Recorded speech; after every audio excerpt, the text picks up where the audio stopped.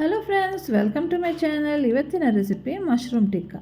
ತುಂಬಾ ಟೇಸ್ಟಿಯಾಗುವಂಥ ರೆಸಿಪಿ. ವೆಜಿಟೇರಿಯನಿಗಂತೂ ತುಂಬ ಇಷ್ಟ ಆಗ್ಬೋದು, ಯಾಕಂದರೆ ನಾನ್ ವೆಜ್ ಯೂಸ್ ಮಾಡಲ್ಲ.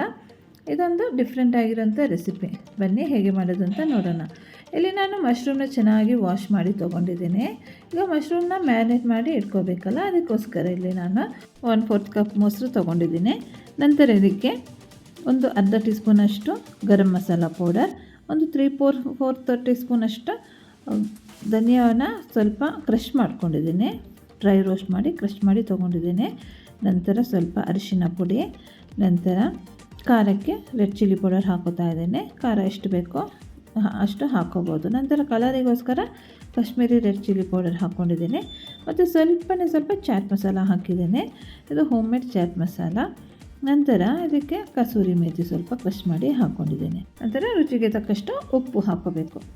ಈಗ ಇದನ್ನು ಚೆನ್ನಾಗಿ ಕೈಯಲ್ಲಿ ಮಿಕ್ಸ್ ಮಾಡ್ಕೋಬೇಕು. ಫ್ರೆಂಡ್ಸ್, ನೀವು ನನ್ನ ಚಾನಲ್ಗೆ ಇನ್ನೂ ಹೊಸಬ್ರಾಗಿದ್ದರೆ, ನನ್ನ ಚಾನಲ್ ಇನ್ನೂ ಸಬ್ಸ್ಕ್ರೈಬ್ ಮಾಡಿಲ್ಲ ಅಂದರೆ ಈಗ ನನ್ನ ಚಾನಲ್ನ ಸಬ್ಸ್ಕ್ರೈಬ್ ಮಾಡಿ ನನಗೆ ಸಪೋರ್ಟ್ ಮಾಡಿ. ಮತ್ತು ಪಕ್ಕದಲ್ಲಿ ಬೆಲ್ ಐಕಾನ್ ಇರುತ್ತಲ್ಲ, ಅದನ್ನು ಕೂಡ ಪ್ರೆಸ್ ಮಾಡಿ ತಪ್ಪದೆ ಆಲ್ಗೆ ಕ್ಲಿಕ್ ಮಾಡಿ. ಆಲ್ಗೆ ಕ್ಲಿಕ್ ಮಾಡಿದ್ರೆ ನಾನು ಈ ವಿಡಿಯೋಸ್ ಅಪ್ಲೋಡ್ ಮಾಡಿದಾಗ ನಿಮಗೆ ನೋಟಿಫಿಕೇಷನ್ ಬರುತ್ತೆ.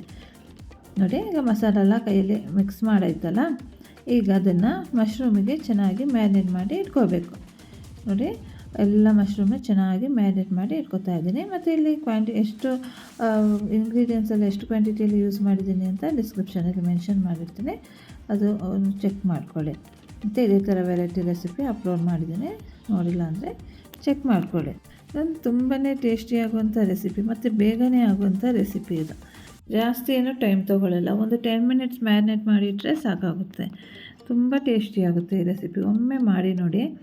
ಯಾವಾಗಲೂ ಕಬಾಬ್ ಅಂತೆಲ್ಲ ಮಾಡ್ತೀವಲ್ಲ ಚಿಕನಿಂದ, ಇದೇ ಥರ ಮಶ್ರೂಮಿಂದನೂ ಒಂದು ಸಲ ಮಾಡಿ ನೋಡಿ. ಈ ಥರ ತುಂಬಾ ಟೇಸ್ಟಿಯಾಗುತ್ತೆ. ಈಗ ನೋಡಿ, ಮ್ಯಾರಿನೇಟ್ ಮಾಡಿ ಆಯ್ತಲ್ಲ, ಈಗ ಒಂದು 10 to 15 ಮಿನಿಟ್ಸ್ ಇಡ್ತಾಯಿದ್ದೀನಿ. ನೆಕ್ಸ್ಟ್ ಇದಕ್ಕೆ ಫ್ರೈ ಮಾಡ್ಕೊಳ್ಳೋಣ ಇದನ್ನು.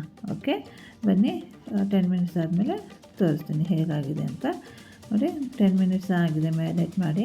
ಈಗ ಇದನ್ನು ಫ್ರೈ ಮಾಡ್ಕೊಳ್ಳೋಕ್ಕೆ ನಾನಿಲ್ಲಿ ಒಂದು ಸ್ಕೀವರ್ಸ್ ತೊಗೋತಾ ಇದ್ದೀನಿ. ಸ್ಕೀವರ್ಸಿಗೆ ಮಶ್ರೂಮೆಲ್ಲ ಚುಚ್ಚಿ ಇಡಬೇಕು. ನೋಡಿ, ಈ ಥರ ಚೆನ್ನಾಗಿ 1 by 1 ಹಾಕುತ್ತಾ ಹೋಗಬೇಕು. ಈ ಥರ ಮಾಡೋದ್ರಿಂದ ಮಶ್ರೂಮ್ ಶ್ರಿಂಕ್ ಆಗೋಲ್ಲ. ಇಲ್ಲಾಂದರೆ ಮಶ್ರೂಮ್ ನಾವು ಆಯಿಲಲ್ಲಿ ಫ್ರೈ ಮಾಡಿದ್ರೆ ಅದು ಸ್ವಲ್ಪ ಶ್ರಿಂಕ್ ಆಗಿಬಿಡುತ್ತೆ. ಈ ಥರ ಫ್ರೈ ಮಾಡ್ಕೋಬೇಕು ಸ್ಕೀವರ್ಸಲ್ಲಿ ಹಾಕಿ. ನೋಡೋಕ್ಕೂ ಚೆನ್ನಾಗಿ ಅನಿಸುತ್ತೆ ಮತ್ತು ಚೆನ್ನಾಗಿ ಶ್ರಿಂಕ್ ಆಗೋಲ್ಲ ಈ ಥರ ಸ್ಕೀವರ್ಸಲ್ಲಿ ಫ್ರೈ ಮಾಡಿಕೊಂಡ್ರೆ. ನೋಡಿ, ಇದನ್ನು ಇದೇ ಥರ ಎಲ್ಲನೂ ಸ್ಕೀವರ್ಸಿಗೆ ಹಾಕಿ ಇಡ್ತಾಯಿದ್ದೀನಿ. ನೋಡಿ,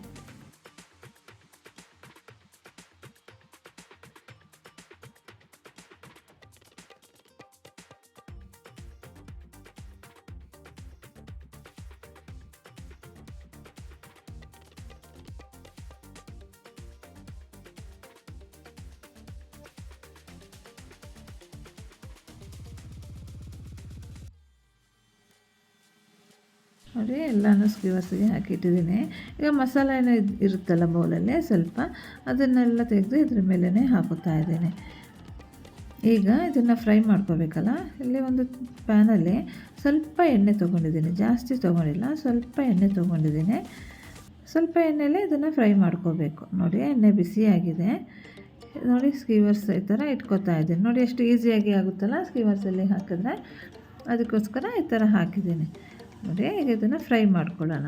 ಇಲ್ಲಿ ಮೀಡಿಯಮ್ ಫ್ಲೇಮಲ್ಲಿಟ್ಟು ಫ್ರೈ ಮಾಡ್ಕೊತೀನಿ. ಮತ್ತು ಬೇಗನೆ ಆಗುತ್ತೆ ಫ್ರೈ, ಜಾಸ್ತಿ ಲೇಟೇನೂ ಆಗೋಲ್ಲ, ಇಮಿಡಿಯೇಟಾಗಿ ಫ್ರೈ ಆಗುತ್ತೆ. ಇಮಿಡಿಯೇಟಲ್ಲಿ ಆಗುವಂಥ ಒಂದು ಟಿಕ್ಕಾ ಅಂದರೆ ಇದೆ. ತುಂಬ ಈಸಿಯಾಗಿ ಆಗುತ್ತೆ.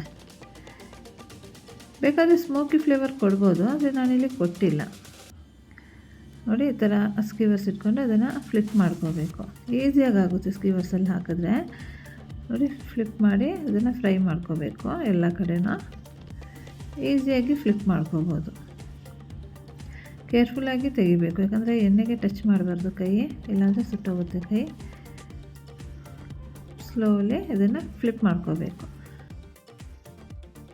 ನೋಡಿ, ಇದು ಫ್ರೈ ಆಗೇ ಹೋಯಿತು. ನೋಡಿ, ಕಂಪ್ಲೀಟಾಗಿ ಎಲ್ಲ ಕಡೆನೂ ಫ್ರೈ ಆಗಿದೆ. ಈಗ ಇದನ್ನು ತೆಗಿತಾ ಇದ್ದೀನಿ. ಈಗ ಇದನ್ನು ಸರ್ವ್ ಮಾಡೋಣ. ಈಗ ಬೇಕಾದರೆ ಇದಕ್ಕೆ ಸ್ಮೋಕಿ ಫ್ಲೇವರ್ ಕೊಡ್ಬೋದು, ಅದೇ ನಾನಿಲ್ಲಿ ಕೊಟ್ಟಿಲ್ಲ. ನಂತರ ಈಗ ಸರ್ವ್ ಮಾಡ್ಕೊಳ್ಳೋಣ ಬನ್ನಿ. ನೋಡಿ ಫ್ರೆಂಡ್ಸ್, ನೋಡಿದ್ರಲ್ಲ ಎಷ್ಟು ಈಸಿಯಾಗಿ ಒಂದು ಮಶ್ರೂಮ್ ಟಿಕ್ಕಾ ಮಾಡ್ಬೋದು ಅಂತ. ತುಂಬಾ ಟೇಸ್ಟಿಯಾಗುವಂಥ ರೆಸಿಪಿ ಇದು. ನಾವೇನು ಮಸಾಲ ಮಾಡಿರ್ತೀವಲ್ಲ, ತುಂಬಾ ಟೇಸ್ಟಿಯಾಗುತ್ತೆ, ಅಷ್ಟು ಚೆನ್ನಾಗಾಗುತ್ತೆ ಈ ರೆಸಿಪಿ. ನೀವು ಕೂಡ ಮಾಡಿ ನನಗೆ ಕಾಮೆಂಟ್ ಮಾಡಿ ತಿಳಿಸಿ ಹೇಗಿತ್ತು ಅಂತ. ಮತ್ತು ಸಬ್ಸ್ಕ್ರೈಬ್ ಮಾಡೋದನ್ನು ಮರಿಬೇಡಿ. ತಪ್ಪದೆ ಸಬ್ಸ್ಕ್ರೈಬ್ ಮಾಡಿ, ಮತ್ತು ಈ ವಿಡಿಯೋ ಇಷ್ಟ ಆಗಿದ್ರೆ ಅದು ಥಮ್ಸ್ ಅಪ್ ಕೊಡಿ.